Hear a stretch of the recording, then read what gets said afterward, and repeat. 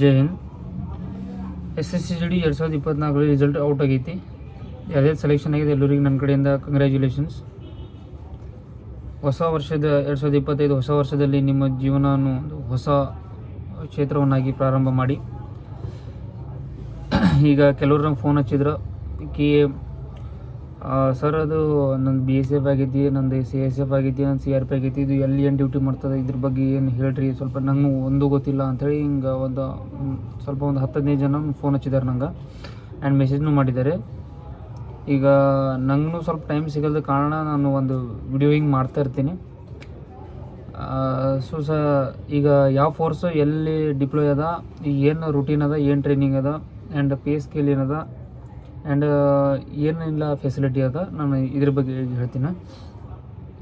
First BSF border security force, ಅದು ಪಾಕಿಸ್ತಾನ ಬಾರ್ಡರ್ದಲ್ಲೂ ಇರ್ತದೆ ಮತ್ತು ಈ ಕಡೆ ಬಾಂಗ್ಲಾದೇಶಲ್ಲೂ ಬರ್ತೈತಿ ಆ್ಯಂಡ್ ಆಲ್ ಓವರ್ ಇಂಡಿಯಾನೂ ಐತಿ. ಮ್ಯಾಕ್ಸಿಮಮ್ ಅಂದ್ರೆ ಪಾಕಿಸ್ತಾನ ಬಾರ್ಡರ್, ಆಮೇಲೆ ಬಾಂಗ್ಲಾದೇಶಲ್ಲಿ BSF front line of defence ಅನ್ನಾಗಿ ಕೆಲಸ ಮಾಡ್ತದೆ. ಆಮೇಲೆ ಆಲ್ ಇಂಡಿಯಾನೂ ಇರ್ತೈತಿ. ಬೆಂಗಳೂರಲ್ಲಿ ನಮ್ಮ ಟ್ರೈನಿಂಗ್ ಸೆಂಟರ್ ಐತಿ BSFದು, ಮತ್ತು ಜಮ್ಮು ಕಾಶ್ಮೀರಲ್ಲೂ ಅದರ. ಆಲ್ ಇಂಡಿಯಾ ಪೋಸ್ಟಿಂಗ್ ಇರ್ತೈತಿ ಇದ್ದು BSFದು. ಆ್ಯಂಡ್ ಇದರ ಪೇ ಸ್ಕೇಲ್ನು ಈಗ 7ನೇ ವೇತನ ಸ್ಕೇಲ್ನಾಗಿ ಎಲ್ಲ CAPFಗೆ first of all same pay scale ಬರ್ತದೆ. ಆಮೇಲೆ ಡಿಪೆಂಡ್ ಆನ್ ಅಲೌನ್ಸ್. ಈಗ ಕೆಲವರಿಗೆ ಜಮ್ಮು ಕಾಶ್ಮೀರ ಇದ್ದವ್ರಿಗೆ 23,000 ರೂಪಾಯಿ ಎಕ್ಸ್ಟ್ರಾ ಅಲೌನ್ಸ್ ಬರ್ತಿದ್ವಿ. ಆಮೇಲೆ ಪೀಸಲ್ಲಿ ಇದ್ದವ್ರಿಗೆ, ಸಿಟಿಯಲ್ಲಿ ಇದ್ದವ್ರಿಗೆ 25,000 ರೂಪಾಯಿ, 23,000 ರೂಪಾಯಿ ಹಿಂಗೆ ಕಡಿಮೆ ಬರ್ತಿದ್ವಿ. ಆ ಥರ ಇರ್ತೈತಿ. ಪೇ ಸ್ಕೇಲ್ ಏನು ಫಿಕ್ಸ್ ಇರಲ್ಲ ಇಲ್ಲಿ, ಡಿಪೆಂಡ್ ಆನ್ ಪೋಸ್ಟಿಂಗ್. ಇದು BSF ಅಂತ ಅನ್ನೋದು ಆಲ್ ಇಂಡಿಯಾ ಪೋಸ್ಟಿಂಗ್ ಇರ್ತೈತಿ, ಓಕೆನಾ, ಬಾರ್ಡರ್ ಸೆಕ್ಯೂರಿಟಿ ಫೋರ್ಸು. ಆಮೇಲೆ CISF central industrial security force, ಇದು ಮೆಟ್ರೋ ಸ್ಟೇಷನ ಬೆಂಗಳೂರಲ್ಲಿ ಆಗಲಿ ಅಥವಾ ಮುಂಬೈಯಲ್ಲಿ ಆಗಲಿ ಇಂಥ ದೊಡ್ಡ ದೊಡ್ಡ ಸಿಟಿಯಲ್ಲಿ ಮೆಟ್ರೋ ಸ್ಟೇಷನನ್ನು ಅಲ್ಲಿ ಸೆಕ್ಯೂರಿಟಿ ಕೊಡ್ತದೆ. ಆಮೇಲೆ ಏರ್ಪೋರ್ಟ, ಆಲ್ ಇಂಡಿಯಾ ಏರ್ಪೋರ್ಟ್ ಎಲ್ಲೆಲ್ಲಿ ಏರ್ಪೋರ್ಟ್ ಇರ್ತೈತಿ ಅಲ್ಲೆಲ್ಲ CISF ಅಷ್ಟ, ಬೇರೆ ಏನಿರಲ್ಲ ಅಲ್ಲಿ CISF ಸೆಕ್ಯೂರಿಟಿ ನೋಡ್ಕೊತೈತಿ. ಮತ್ತು ನೆಕ್ಸ್ಟ್ ಬಂದ್ಬಿಟ್ಟು ಇದು CISF ಇನ್ನೊಂದು ಕಡೆ ಫ್ಯಾಕ್ಟ್ರಿ ಆಗಲಿ ಇಂಥದ್ದು ನಮ್ಮ ಭಾರತದಲ್ಲಿ ಬೆಲೆ ಬಾಳುವ ಒಂದು ಇದು ಯಾರಪ್ಪ ಅಂದರೆ ಮುಖೇಶ್ ಅಂಬಾನಿ ಸೆಕ್ಯೂರಿಟಿ ಆಗಲಿ CISFನೂ ಕೊಡ್ತೈತೆ. Z+ ಸೆಕ್ಯೂರಿಟಿಯಲ್ಲೂ CISFನೂ ಅಂಡರ್ ಕವರೇಜ್ ಹೋಗಿ ನೋಡ್ಕೊಳ್ತೈತಿ. ಆಮೇಲೆ CRPF, ಇದು ಸೆಂಟ್ರಲ್ ರಿಸರ್ವ್ ಪೊಲೀಸ್ ಫೋರ್ಸ್. ಇದು ಒಂಥರ ಪೊಲೀಸ್ನೂ ಐತಿ, ಒಂಥರ ಆರ್ಮಿ ಬ್ಲೇನೂ ಐತಿ. ಎರಡೂ ಕೆಲಸ ಮಾಡ್ತೈತಿ. ಅಂದರೆ ಹೆಂಗಂದ್ರೆ ಸಿಟಿಯಲ್ಲಿ, ಕಾಡಲ್ಲಿ ಅಥವಾ ಹಿಂಗೆ ಜಮ್ಮು ಕಾಶ್ಮೀರ, ಕನ್ಯಾಕುಮಾರಿ ಇದೂ ಆಲ್ ಓವರ್ ಇಂಡಿಯಲ್ಲಿ ಐತಿ. ಇದು CRPF. ಇದ್ರ ಪೇ ಸ್ಕೇಲ್ ಬಾಕಿ ಅಂದರೆ ಎಲ್ಲ ಫೋರ್ಸ್ಗಿಂತ ಸ್ವಲ್ಪ ಇದ್ರದ್ದು ಹೆಚ್ಚಿಗೆ ಅಂತ ಹೇಳ್ಬೋದು. ಯಾಕಂದ್ರೆ ಇದು ಹೆಚ್ಚು ಛತ್ತೀಸ್ಗಢಲ್ಲಾಗಿ ಹೆಚ್ಚು ಅಲ್ಲೇ ಇರ್ತೈತಿ ಮ್ಯಾನ್ ಪವರ್. ಆಮೇಲೆ ಇನ್ನಿತರ ಈ ಪೋಸ್ಟಿಂಗ್ ಆಗಲಿ ಸ್ವಲ್ಪ ಸಿಟಿಯಲ್ಲಿ ಕಡಿಮೆ ಅಂತ ನಾವು ನೋಡ್ಬೋದು. ಆ್ಯಂಡ್ ರಿಸರ್ವ್ ಅಂತಂದರೆ ಈಗ ನಮ್ಮ ಕರ್ನಾಟಕದಲ್ಲಿ KSRP ಹೆಂಗೆ ಇರ್ತೈತಲ್ಲ ಅದೇ ಥರ ಇದು CRPF ಅಷ್ಟ. ಅದು ಕರ್ನಾಟಕ ರಿಸರ್ವ್, ಇದು ಸೆಂಟ್ರಲ್ ರಿಸರ್ವ್ ಅಷ್ಟ, ಏನೇನು ಡಿಫ್ರೆಂಟ್ ಏನಿಲ್ಲ. ಬಟ್ ಇದಕ್ಕೂ ಸೇಮ್ ಇದು ಕೆಲಸ ಮಾಡೋದು ಎಲ್ಲ ನಮ್ಮ ಇಂಡಿಯನ್ ಆರ್ಮಿ ನಮ್ಮ ರೆಜಿಮೆಂಟ್ಗಳದಾವ. ಅವರು ಏನು ಕೆಲಸ ಮಾಡ್ತಾರೆ ಇಲ್ಲಿ CAPFದಾಗ ಎಲ್ಲ ಫೋರ್ಸ್ಗೂ ಬರ್ತಾವೆ, ಎಲ್ಲನೂ ಅಷ್ಟೇ ಕೆಲಸ ಮಾಡ್ತಾವೆ. ಬಟ್ ಡಿಫ್ರೆಂಟ್ ಏನಂದ್ರೆ ಅದ್ರಾಗ ಆರ್ಟಿಲರಿ ಆ್ಯಂಡ್ ಅಂಥವು ಇಂಜಿನಿಯರಿಂಗ್ ಗ್ರೂಪ್ಗಳು ಬೇರೆ ಇರ್ತಾವೆ.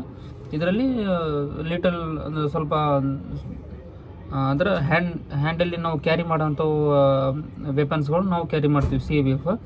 ಆರ್ಮಿ ಅಂತಂದ್ರೆ ಅದು ಲೋಡೆಡ್ ಅನ್ನೋ ವೆಪನನ್ನು ಯೂಸ್ ಮಾಡ್ತಿತ್ತು ಅಷ್ಟೇ, ಡಿಫ್ರೆಂಟ್ ಇನ್ನೇನಿಲ್ಲ. ಆಮೇಲೆ SSB ಎಲ್ಲಿರ್ತದೆ ಅಂದ್ರೆ only Nepal border, Bhutan border ಅಷ್ಟೇ ಇದು ನೋಡ್ತಿದ್ವಿ. SSB ಇದು ಕೆಲಸ ಅಷ್ಟೇ. ಸಶಸ್ತ್ರ ಸೀಮಾ ಬಲ್ ಇದು. ಆ್ಯಂಡ್ ಆಲ್ ಓವರ್ ಇಂಡಿಯಾನು ಒಂದು 2-3 ಬಟಾಲಿಯನ್ ತಿರುಪತಿಯಲ್ಲಿ ಐತಿ ಮತ್ತು ಬೆಂಗಳೂರಲ್ಲೂ ಐತಿ. ಬಟ್ ಇದು ಹೆಚ್ಚು ಡಿಪ್ಲಾಯ್ ಆಗೋದು ನಾರ್ತ್ ಇಂಡಿಯಾನ, ಅದೂ ನೇಪಾಲ್ ಬಾರ್ಡರ್, ಭೂತಾನ್ ಬಾರ್ಡರ್ ಅಷ್ಟೇ ಇದ್ರ ಕೆಲಸ. ಓಕೆ, ನೆಕ್ಸ್ಟ್ ಬಂದ್ಬಿಟ್ಟು ಅಸ್ಸಾಂ ರೈಫಲ್. ನಾನು ಅಸ್ಸಾಂ ರೈಫಲ್ದಾಗ ಇದ್ದೀನಿ. ಇದು ಎಲ್ಲಿ ಬರ್ತದಂದ್ರೆ ಓನ್ಲಿ ನಾರ್ತ್ ಈಸ್ಟ್ದಷ್ಟ. ನಮ್ಮ 7 ಸಿಸ್ಟರ್ ಅಂತ ಹೇಳ್ತಾರಲ್ಲ, ತ್ರಿಪುರ, ಮಣಿಪುರ್, ಮಿಜೋರಾಂ, ನಾಗಾಲ್ಯಾಂಡ್, ಈ ಥರ 7 ಸಿಸ್ಟರ್ಸು ನಾರ್ತ್ ಈಸ್ಟ್ದಾಗ ಅಷ್ಟೇ. ಓನ್ಲಿ ಅಸ್ಸಾಂ ರೈಫಲ್ ಅಷ್ಟೇ ಕೆಲಸ ಮಾಡ್ತದೆ. ಆ್ಯಕ್ಚುಲಿ ಇದು ಅಸ್ಸಾಂ ರೈಫಲ್ ಅಂತ ಅನ್ನೋದು first of all Cachar ಲೇವಿಯಿಂದ start ಆಗಿರೋದು. ಇದು ಏನದ, ಇದ್ರ ಇತಿಹಾಸನೂ ಭಾಳ ದೊಡ್ಡದೈತಿ. ಇಂಡಿಯನ್ ಆರ್ಮಿಗಿನ ಮೊದಲೇ ಇದು ಘಟಿತ ಆಗಿದೆ. ಆಮೇಲೆ ಇದ್ರ ಕಮಾಂಡ್ ಎಲ್ಲ ಇಂಡಿಯನ್ ಆರ್ಮಿನೂ ಮಾಡ್ತಾರೆ. ಅಫ್ಸರ್ಗಳು ಎಲ್ಲ ಮೇಜರು, ಕರ್ನಲು, ಬ್ರಿಗೇಡಿಯರ್ ಎಲ್ಲ ಇದು ಕಮಾಂಡ್ ಓನ್ಲಿ ಆರ್ಮಿನೇ ಐತಿ, ಬೇರೆ ಯಾರು ಮಾಡಲ್ಲ ಇದರಲ್ಲಿ.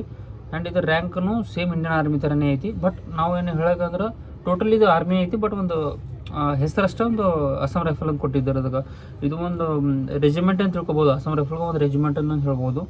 ಆ್ಯಂಡ್ ಫೆಸಿಲಿಟಿ ಎಲ್ಲ ಆರ್ಮಿಗೆ ಹೆಂಗೆ ಇರ್ತದೆ ಹಾಗೆ ಸೇಮ್ ಫೆಸಿಲಿಟಿ ಐತಿ. ಕ್ಯಾಂಟೀನ್ ಕಾರ್ಡ, ಗ್ಲೋಸರಿ ಕಾರ್ಡ ಮತ್ತು ಲಿಕ್ವರ್ ಸೇಮ್ ಎಲ್ಲ ಏನು ಇಂಡಿಯನ್ ಆರ್ಮಿಗೆ ಏನು ಇರ್ತದೋ ಹಾಗೆ ನಮ್ಮನ್ನು ಸೇಮ್ ಅದ. ಎಲ್ಲ ಫೋರ್ಸ್ಗಳಿಗೆ ಮೆಸ್ ಕಟ್ಟಿಂಗ್ ಆದ್ರೆ ಅಸ್ಸಾಂ ರೈಫಲ್ಗೆ ಏನು ಕಟ್ಟಿಂಗ್ ಆಗೋಲ್ಲ. ಎಷ್ಟು ಅಮೌಂಟ್ ನಿಮಗೆ ಸ್ಯಾಲ್ರಿಯಲ್ಲಿ ಬರ್ತದೆ ಅಷ್ಟು ಡೈರೆಕ್ಟಾಗಿ ಕ್ರೆಡಿಟ್ ಆಗ್ತದೆ ನಿಮಗೆ ಅಸ್ಸಾಂ ರೈಫಲಲ್ಲಿ. ಇದು ಒಂದು ಬೆನಿಫಿಟ್ ಅಂತ ಹೇಳ್ಬೋದು. ಆಮೇಲೆ ಸೂಟಿನೂ ಎಲ್ಲ ಫೋರ್ಸ್ಗಳಿಗೆ 30 EL 60 EL ಆ್ಯಂಡ್ ಈ 15 CL ಕೊಡ್ತಾರಲ್ಲ. ಅಸ್ಸಾಂ ರೈಫಲಲ್ಲಿ 60 EL ಮತ್ತು 30 CL ಆ್ಯಂಡ್ 15 GB ಅಂತಲೂ ಕೊಡ್ತಾರೆ. ಬಟ್ ಇದು ಅರೌಂಡ್ ನೋಡಿದ್ರೆ ನಾವು 90ರಿಂದ 100 ದಿವಸ ಅಸ್ಸಾಂ ರೈಫಲಲ್ಲಿ ಸೂಟಿ ನಾವು ನೋಡ್ಬೋದು. ಆಮೇಲೆ ಬಂತು ITBP ಇಂಡಿಯನ್ ತಿಬ್ಬೆಟಿಯನ್ ಬಾರ್ಡರ್ ಪೊಲೀಸ್. ಇದು ಎಲ್ಲಿರ್ತೈತಿ? ಇದು ಮೇಲೆ ಚೈನಾ ಬಾರ್ಡ್ರಿಂದ ಎಲ್ಲೆಲ್ಲಿ ನಮಗೆ ಬರ್ಫ್ ಅಂದರೆ ಹೈ ಎಲ್ಟಿಯಲ್ಲಿ ಇರ್ತೈತಿ, ಆ ಹೈ ಎಲ್ಟಿಯಲ್ಲಿ ಓನ್ಲಿ ITBP ಕವರೇಜ್ ಮಾಡ್ತೈತೆ ಅಷ್ಟೇ ಇದ್ರ ಕೆಲಸ. ಇಂಡಿಯನ್ ತಿಬ್ಬತ್ ಬಾರ್ಡರ್ ಅದು SSB ಆ್ಯಂಡ್ ಇದು ತಿಬ್ಬತ್ ಅಂದರೆ ಸ್ವಲ್ಪ Nepal border, China border, Arunachal border. ಇದು ITBP ಕವರೇಜ್ ಮಾಡ್ತೈತೆ ನಾರ್ತ್ ಇಂಡಿಯಾ ಅಷ್ಟೇ. ಎಷ್ಟೆಷ್ಟು ಅಂದರೆ ಹೈ ಎಲ್ಟಿಯಲ್ಲಿ ಎಲ್ಲೆಲ್ಲಿ ಇರ್ತೈತಲ್ಲ ಬರ್ಫಿನ ಇಲಾಖೆಗಳಷ್ಟೇ ಅದು ITBP ಅಂಡರಲ್ಲಿ ಬರ್ತೈತಿ. ಇದ್ರ ಪೇ ಸ್ಕೇಲ್ನು ಸ್ವಲ್ಪ ಹೆಚ್ಚಿಗೆ ಅಂತ ಹೇಳ್ಬೋದು, ಯಾಕಂದರೆ ಅಲ್ಲಿ ಹೆಚ್ಚು ಇದು ಹೈ ಎಲ್ಟಿಯಲ್ಲಿ ಹಾಕಿರ್ತಾರೆ ಇವ್ರಿಗೆ. ಆ್ಯಂಡ್ ಅದರ ಸಂಬಂಧ ಇದು ಸ್ವಲ್ಪ ಅಲೌನ್ಸೂ ಹೆಚ್ಚಿಗೆ ಬರ್ತೈತಿ. ನೆಕ್ಸ್ಟ್ ಬಂದ್ಬಿಟ್ಟು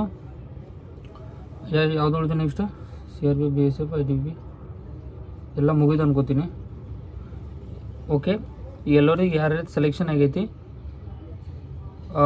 ಎಲ್ಲರಿಗೆ ಮತ್ತೊಮ್ಮೆ ನನ್ನ ಕಡೆಯಿಂದ ಒಂದು ಕಂಗ್ರ್ಯಾಚುಲೇಷನ್ಸು. ಈಗ ಹೊಸದು ಜೀವನವನ್ನು ಸ್ಟಾರ್ಟ್ ಮಾಡ್ತಿದ್ರೆ ನೀವು ಯೂನಿಫಾರ್ಮ್ದು ಎಲ್ಲರಿಗೆ ಕನಸಿರ್ತದೆ. ಕೆಲವರು ನೌಕರಿ ಅಂತ ಹೇಳ್ತಾರೆ, ಬಟ್ ಕೆಲವರಿಗೆ ಯೂನಿಫಾರ್ಮ್ ಹಾಕೊಳ್ಳೋದೊಂದು ಭಾಳ ಆಸೆ ಇರ್ತದೆ. ಅದು ಯಾರ್ಯಾರು ಸೆಲೆಕ್ಷನ್ ಆಗಿದೆ ಅವರಿಗೆ ನನ್ನ ಕಡೆಯಿಂದ ಕಂಗ್ರ್ಯಾಚುಲೇಷನ್ಸ್. ಯೂನಿಫಾರ್ಮ್ ನಿಮಗೆ ಸಿಕ್ತು. ಆ್ಯಂಡ್ ಈಗ ನೆಕ್ಸ್ಟ್ ಟ್ರೈನಿಂಗ್ ಹೋಗುವಾಗ ಟ್ರೈನಿಂಗ್ ನಿಮಗೆ ಎಷ್ಟು 9 ತಿಂಗಳು ಟ್ರೈನಿಂಗ್ ನಡೆಸ್ತೈತಿ. ಅದರಲ್ಲಿ 6 ತಿಂಗಳು ಬೇಸಿಕ, ಆದಮೇಲೆ 1 ತಿಂಗಳು ಸೂಟಿ, ಮತ್ತು ಆಮೇಲೆ ಅಡ್ವಾನ್ಸ್ ಅಂತ 3 ತಿಂಗಳು ನಡೀತೈತಿ. ಅದರಲ್ಲಿ ಟ್ರೈನಿಂಗಲ್ಲಿ ನಿಮಗೆ ಏನಾದರೂ ಡೌಟ್ ಇದ್ದರೆ ನನಗೆ ಕಮೆಂಟ್ ಮಾಡ್ಬೋದು, ನಾನು ಟ್ರೈನಿಂಗ್ ಬಗ್ಗೆನೂ ಹೇಳ್ತೀನಂತ. ಈಗ ಯಾವ್ಯಾವ ಫೋರ್ಸು ಎಲ್ಲೆಲ್ಲಿ ಇರ್ತಾವಂತ ಅದ್ರ ಬಗ್ಗೆ ಹೇಳ್ದೆ. ಈಗ ಏನಾದರೂ ಡೌಟ್ ಇದ್ರೆ ನೀವು ಡೈರೆಕ್ಟ್ ನಂಗೆ ಕಮೆಂಟ್ ಮಾಡಿ, ಅಥವಾ ನನ್ನ ಇನ್ಸ್ಟಾಗ್ರಾಮ್ ಐಡಿಯಲ್ಲಿ ನಾನು ಮೆನ್ಷನ್ ಮಾಡಿರ್ತೀನಿ. ಡೈರೆಕ್ಟಿಗೆ ಮೆಸೇಜ್ ಮಾಡಿರಿ ನಂಗೆ, ನಾನು ಮೆಸೇಜ್ನಿಗೆ ಪಕ್ಕಾ ರಿಪ್ಲೈ ಮಾಡ್ತೀನಂತ. ಮತ್ತೇನು ಉಳಿತು? ಓಕೆ, ಇನ್ನೊಂದು ಮತ್ತು ನೀವು ಟ್ರೈನಿಂಗ್ ಇನ್ನೊಂದು ಮ್ಯಾಕ್ಸಿಮಮ್ ನಿಮ್ಗೆ 2 ತಿಂಗಳಿಂದ 3 ತಿಂಗಳು ನೀವು ಪಕ್ಕ ನೀವು ಟ್ರೈನಿಂಗ್ ಸೆಂಟರ್ದಾಗ ಇರ್ತೀರಿ. ಆ್ಯಂಡ್ ನೆಕ್ಸ್ಟ್ ಯಾರ್ಯಾರು ಸೆಲೆಕ್ಷನ್ ಆಗಿಲ್ಲ ಅವ್ರಿಗೆ 1 ನಂಬರ್, 2 ನಂಬರು, 10 ನಂಬರ್, 5 ನಂಬರಿಂದ ಯಾರ್ಯಾರು ಉಳಿದಿದ್ದಾರೆ ಈಗ ನೆಕ್ಸ್ಟ್ ವೇಕೆನ್ಸಿ ಬಂದದ. Next February, March, January and February ಎಲ್ಲಿ ಎಕ್ಸಾಮ್ ನಡೀತೈತಿ. ಬರೀರಿ, ಆಲ್ ದ ಬೆಸ್ಟ್. ನಿಮ್ಮದು ಸೆಲೆಕ್ಷನ್ ಆಗುತ್ತಾ, ಕಷ್ಟಪಡಲಾರ್ದು ಏನೂ ಇಲ್ಲ ಇಲ್ಲಿ.